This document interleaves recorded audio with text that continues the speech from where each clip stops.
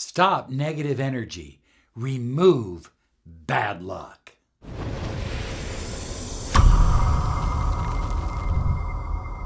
Hi everyone, Robert Zink, Miracle Mentor and Alchemy Life Coach. And today we are soaring high like a big beautiful eagle. We're always flying in the direction of your dreams and goals. I can't believe the response we are getting to easymoneywhileyouSleep.com. I mean, the ticker is going, and I looked at it this morning and I'm going, oh my gosh, this thing is going to be gone soon. So if you like money, easymoneywhileyouSleep.com. It doesn't get any easier than going to sleep and waking up to some money. easymoneywhileyouSleep.com. Okay, we're talking about negative energy and bad luck. And let me just say this. Luck is neither true nor untrue. Now, some people will say there's no such thing as luck. Luck is just a made-up superstition. And I'm not so certain about that. I think that there are people that have put so much energy into various symbols and rituals and mantras that they work for them and they attract incredible luck. It's almost extraordinary. It's almost miraculous. By the same token, there are other people who have this innate built-in fear about certain symbols and signs, and when they see them, it just brings about bad luck. And the reason, of course, is that you are a co-creator of your reality. So whatever you believe is real for you is real for you. So what about all this negative energy? Where does it come? And there seems to be a lot of negative energy in the world nowadays. Where does it come from? Well, high flyers, ultimately it comes from ourselves, right? You see, if somebody is doing a spell on me or sending me evil thoughts, remember that these people are also me pushed out, according to Neville Goddard. In other words, everybody in your reality is an aspect of yourself within. Therefore, you ultimately have the power over negative energy from within to without. I think the other thing that's important is people will say, hey, Robert, I just won $1,000 on a scratcher. Wow, I attracted that. That was good luck. That was incredible. That was wonderful. And then the next day they get into a little fender bender or a flat tire. And they go, how in the hell did that happen? Well, you attracted it. You see, as co-creator, we need to take a greater responsibility for who we are and what we attract in our life. And that includes bad luck and negative energy. What happens is it's kind of like riding a bicycle. And you're pedaling this bicycle and the wheels are going around and around and around. And all of a sudden, something bad happens. And you start to feel fear. And you start pedaling faster. And then something else happens. And you feel more fear, more anxiety, more worry. And you pedal faster and faster and faster. And it becomes a self-fulfilling prophecy. Now, I'm not saying someone isn't doing something or that something isn't happening. I'm not saying that. What I am saying is that you are giving it power with your fear, with your worry, with your anxiety. So what we need to do is we need to take a stick and put it right into the spokes of the wheel and stop that bicycle instantly. I mean, we need to stop the negative energy. We don't fade negative energy away. We stop it cold. So high flyers, I'm going to share with you some ways of stopping cold that negative energy, okay? And any bad luck that you believe that you're having in your life. Number one, this is the most important.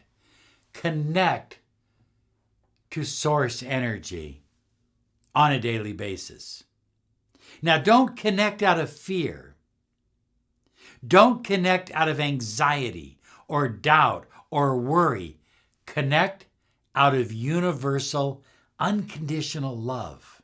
You see, when you have this beautiful love relationship going on with the Creator, when you have this intimate relationship going on, that power is flowing through you.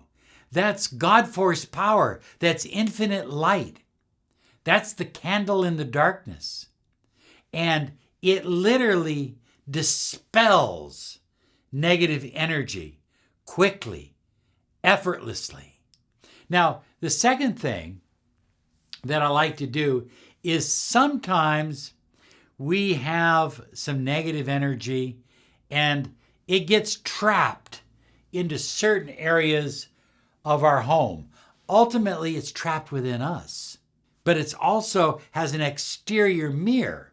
In other words, what I change out here will change in here. What I change in here will change out there. That's the Emerald Tablet of Hermes. That's the basis of the law of attraction. It isn't just about changing it in here. Some people will tell you it is, but it isn't. It's about changing it out here and in here at the same time. So connecting with Source will help you change within. But now you need a way to change without. I like saging, using white sage. That's my preference. And when I sage, I simply go left, right, center. Left, right, center. This is, and I usually do the center on top. This forms a triangle. A triangle is a symbol of manifestation. It's the most powerful symbol that we have as far as physical strength. So think about this. When I go left, right, center, when I do that with my sage, I'm creating a triangle of manifestation. But what am I manifesting? Positive thoughts, good luck, opportunity, abundance, healing, health, a loving relationship, a restored marriage. That's what I'm, look, you can take frankincense. I like frankincense and myrrh.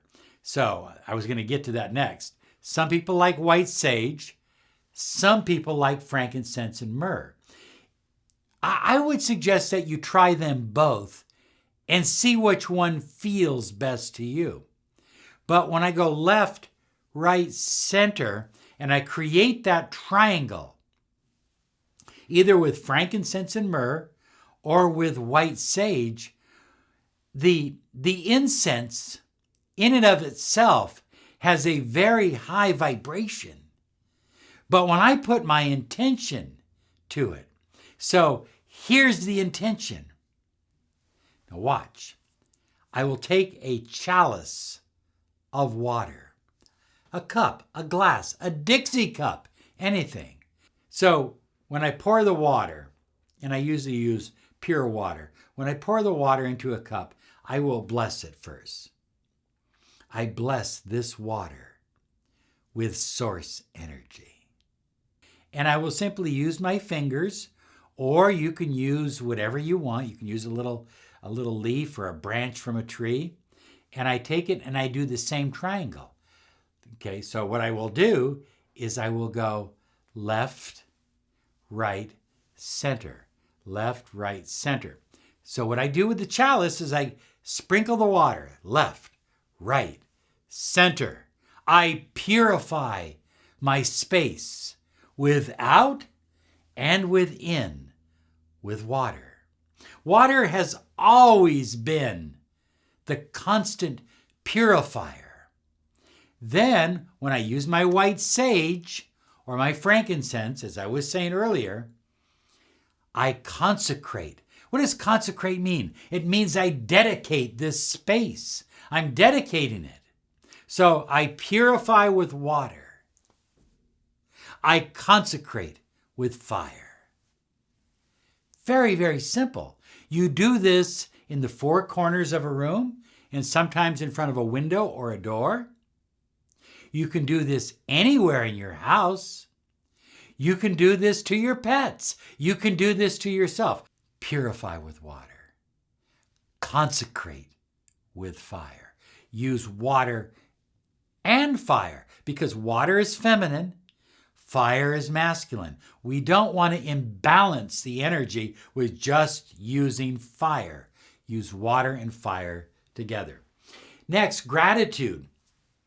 You see, gratitude is at the vibration of receiving only good energy, only positive energy. So when you put yourself into a state of gratitude, now, if you feel you got a lot of negative energy around you, use more gratitude throughout the day. You don't have to wait till the evening. You can do it anytime. And then finally, I like to have crystals, plants, and sunlight in the house, in my life. I want to get sunlight every day. If I have crystals, other than amethyst or deeply colored crystals, most of the time I'll give them some sunlight. Sunlight is a natural cleanser. It's a natural purifier. It's a natural healer. It's filled with vitamin D and positive energy. So you want crystals around your house, high flyers. Get a couple big ones. Get one to carry with you. You want plants and you want sunlight. All of this will help you because ultimately you are purifying, cleansing without in order to cleanse and purify within, and vice versa. Now here's some other videos to help you on your journey.